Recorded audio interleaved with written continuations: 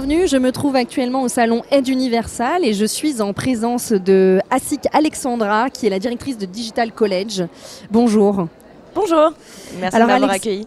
Mais je vous en prie, je suis ravie d'être avec vous aujourd'hui. Pour débuter cette interview, est-ce que vous pourriez déjà nous présenter l'école brièvement? Oui, bien sûr. Alors, Digital College, qu'est-ce que c'est? C'est tout simplement une école spécialisée dans le domaine du numérique, du média, de la communication, du marketing, qui existe aujourd'hui depuis un petit peu plus de 10 ans, qui est située à Nanterre, mais on a à peu près 17 campus aujourd'hui en France. On a une communauté de plus de 5000 étudiants, pas de 500 étudiants, de 1500 étudiants sur le campus parisien. Et on continue effectivement à se développer en France comme à l'international. On a des campus qui sont aujourd'hui à l'étranger, essentiellement en Afrique, mais on continue à se développer sur le territoire de l'Amérique latine et également de l'Asie. Et sur nos formations, on propose des formations qui vont du Bac+1 au Bac+5, en passant du bachelor au MS2, dans les domaines de la com, du marketing, de la start-up, de l'e-commerce et du management. Très bien. Vos formations, donc, vous le disiez, elles vont du niveau Bac à Bac+5. À quel type de profil, en général, recherchez-vous? Alors, la première chose effectivement qu'on va demander, c'est le niveau bac. C'est d'avoir effectivement le bac pour pouvoir entrer dans nos formations, ou le niveau inférieur pour entrer en MS ou pour entrer en bachelor. Mais par contre, on va aller chercher surtout des étudiants qui vont être ambitieux, qui vont qui ont des projets qui sont quand même assez concrets dans les différents domaines. On ne va pas chercher une typologie d'étudiants en particulier. Au contraire, effectivement, notre mantra, c'est on ne recrute pas l'élite, on la forme, et on essaie effectivement de le tenir au maximum, pas dans le recrutement de nos étudiants. Alors, la plupart de vos étudiants, ils suivent leur parcours en alternance. Comment vous proposez de supporter ces étudiants dans leur recherche de poste? Alors, par différents biais. On commence effectivement par l'accompagnement qui est le cœur de notre métier. Aujourd'hui, on accompagne les étudiants par le biais d'ateliers qu'on va mettre en place, que ce soit par les TRE, donc des ateliers de recherche de stage, d'alternance, comment prospecter une entreprise, comment se vendre en entreprise, comment créer ton CV, mettre à jour ton compte LinkedIn. On va vraiment les accompagner donc, tout au long effectivement de leur recherche, mais pas que, parce qu'on les accompagne même tout au long de l'année avec un suivi qui est quand même assez régulier.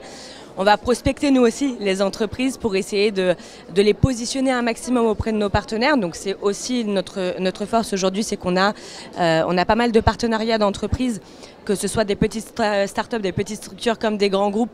Il faut savoir qu'aujourd'hui, n'importe quel étudiant qui sort de chez Digital College, on peut le retrouver assez facilement dans l'un des grands groupes du CAC 40.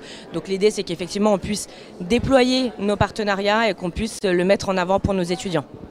Alors, est-ce que vous pouvez nous en dire plus sur le choix et le profil de vos intervenants? Oui, parce que comme vous l'avez expliqué, aujourd'hui, la plupart de nos étudiants sont en alternance.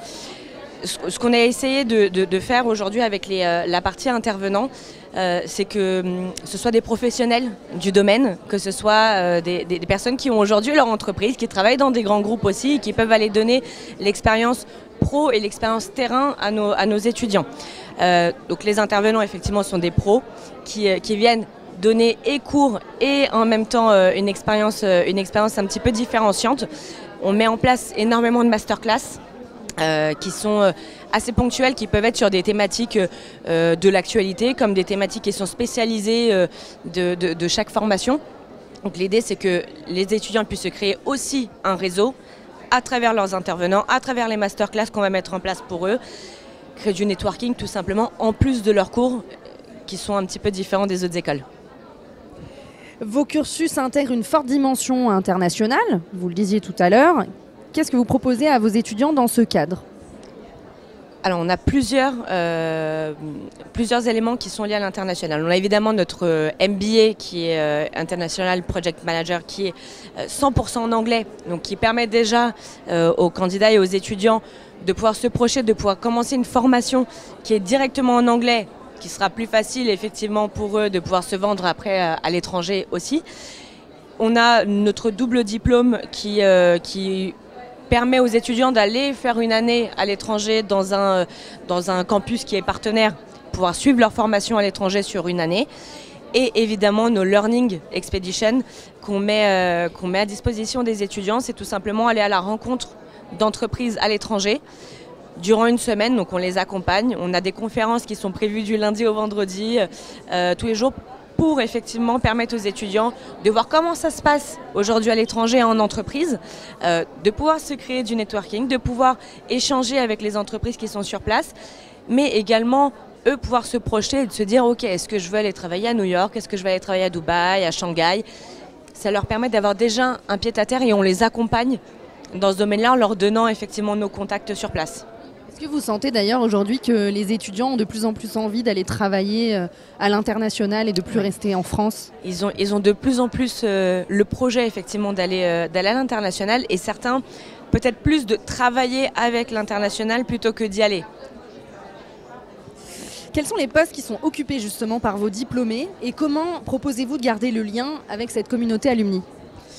Alors aujourd'hui on a effectivement une grosse communauté d'alumni, donc depuis 2019